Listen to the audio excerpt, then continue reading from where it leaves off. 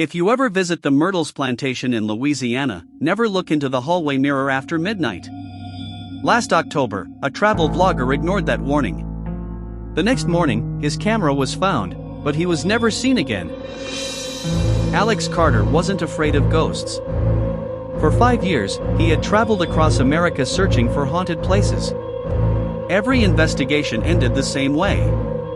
Nothing. His viewers started calling him the ghost hunter who never finds ghosts. So when thousands of comments told him to spend one night inside the Myrtles Plantation, he accepted immediately. People called it one of America's most haunted houses. Some believed dozens of spirits still walked its halls. But one legend terrified even the local guides: the hallway mirror. According to old stories, the mirror didn't show reflections. It showed souls. Some visitors claimed they saw strangers standing behind them. Others said the mirror showed their own death before it happened. Alex smiled after hearing the stories. Perfect, he laughed into his camera. This will make an amazing video. Late that evening, rain began falling over Louisiana. Dark clouds covered the moon. The old plantation looked forgotten by time. As Alex entered the house, every wooden step echoed beneath his boots. The caretaker, an elderly man named Samuel, handed him a heavy brass key. His hands were shaking. Before leaving, Samuel looked Alex directly in the eyes. "If you hear someone calling your name after midnight," Alex interrupted with a grin. "I know. Don't answer." Samuel slowly shook his head. "No." His voice became quieter.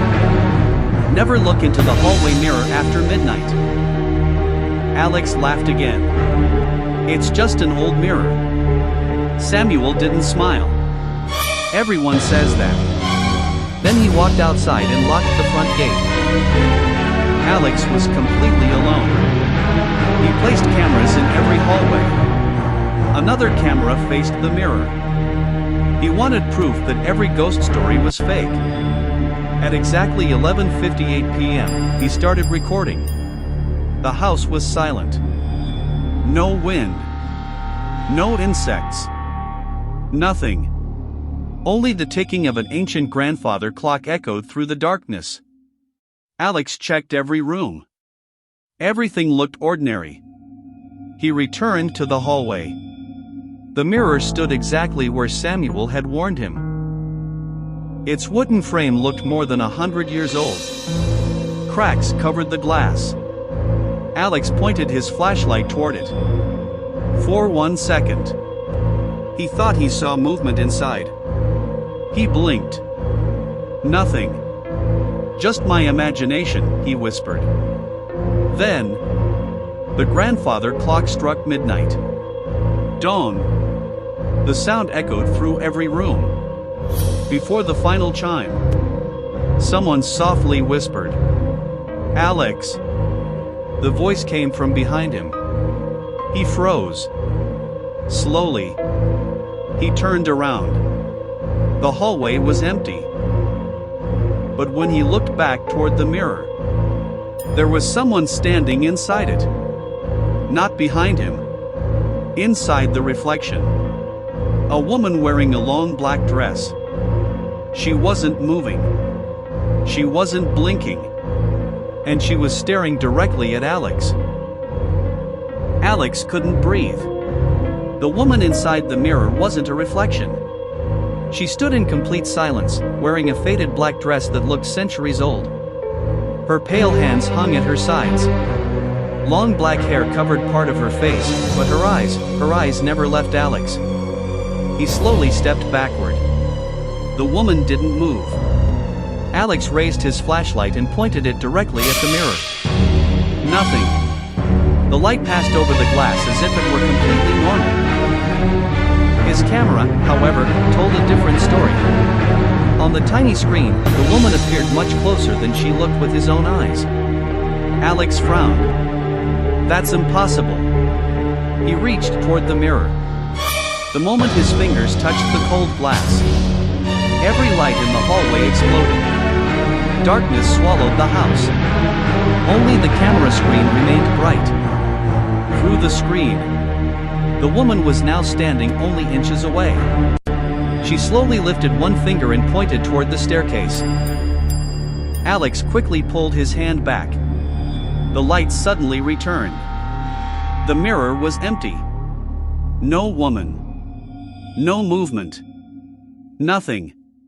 Trying to calm himself, Alex convinced himself it had to be an optical illusion. "This house is messing with my head," he whispered. He picked up his backpack and decided to explore the second floor. As he climbed the old staircase, each wooden step groaned beneath his weight. Halfway up, he heard footsteps above him. Slow.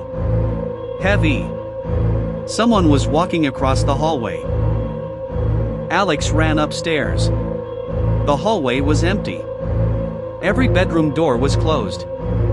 Then, one door slowly creaked open by itself. A freezing wind rushed out. Alex stepped inside. Dust covered every piece of furniture. An old rocking chair gently moved on its own. Back and forth. Back and forth. There was no breeze. No open window. Only silence. His flashlight flickered again. On the bedroom wall hung dozens of old family photographs.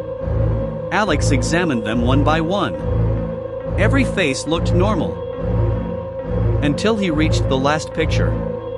It showed the same hallway where he was standing. In the center stood the woman from the mirror. And beside her was a man holding a camera. The camera looked exactly like Alex's. His heart pounded. He looked closer. The man's face was scratched out. Someone had deliberately destroyed it. Suddenly, the rocking chair stopped moving. Complete silence. Then a child's voice whispered from somewhere inside the room. "Don't let her see you." Alex spun around. Nobody. The room was empty. His camera suddenly beeped. Battery 100%, then instantly 2%. Without warning, the bedroom door slammed shut. The handle wouldn't move. Alex threw his shoulder against it. Locked. A loud knock echoed from the other side. Knock. A pause. Knock. Knock. Then a woman's voice spoke softly. "Alex." He froze. The voice sounded exactly like his mother's. She had died 5 years ago. Tears filled his eyes. Again the voice whispered, "Please open the door. I need your help." Alex reached for the handle. Then he remembered Samuel's warning. "If something calls your name, don't answer." His hand stopped. The knocking became violent. Bang! Bang! Bang!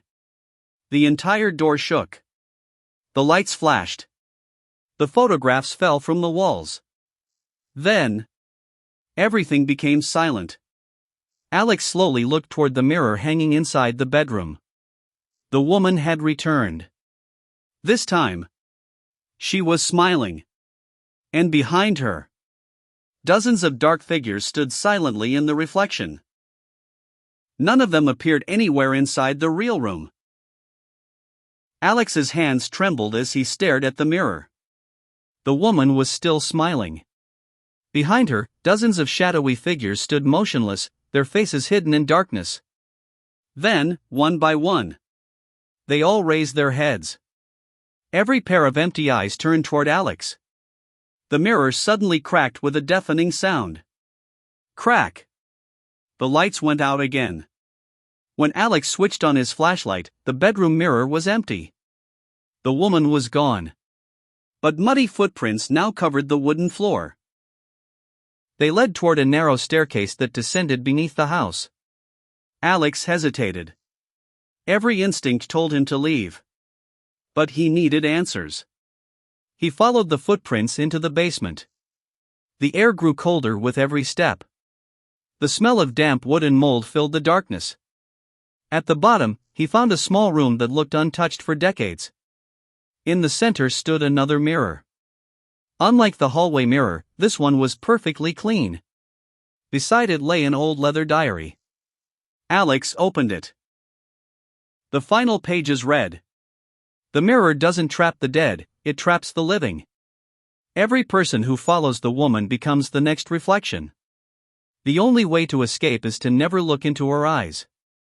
A chill ran down Alex's spine. He slowly looked up. The woman was standing on the other side of the basement mirror. She lifted her hand. This time, she wasn't asking him to come closer. She was pointing behind him. Alex refused to turn around. Instead, he closed his eyes. He remembered the diary. "Don't look into her eyes." Behind him, footsteps echoed across the basement floor. Closer. Closer. Closer. Then, silence. Alex counted to 10 before opening his eyes. The mirror was empty. The woman had vanished. He grabbed the diary and ran upstairs. The front door was still locked, but suddenly it swung open on its own. Without looking back, Alex sprinted into the rain. He drove away before sunrise. The next morning, police searched the plantation. The basement was empty. There was no second mirror. No diary. Nothing. Only Alex's camera remained. When detectives reviewed the footage, everything looked normal until the final 10 seconds. Alex was seen running out of the house alone. But as he passed the hallway mirror, his reflection didn't move. It stayed behind. Slowly, the reflection smiled. Then it raised one hand and waved goodbye. Police called it a camera glitch. Alex never believed them. Months later, he stopped making videos. He covered every mirror in his apartment. He never spoke about that night again. But every year, on the same date, at exactly 12 a.m., he hears 3 soft knocks on his bedroom door. He never opens it. Because sometimes, when he accidentally looks into a mirror, his reflection smiles. Before he does,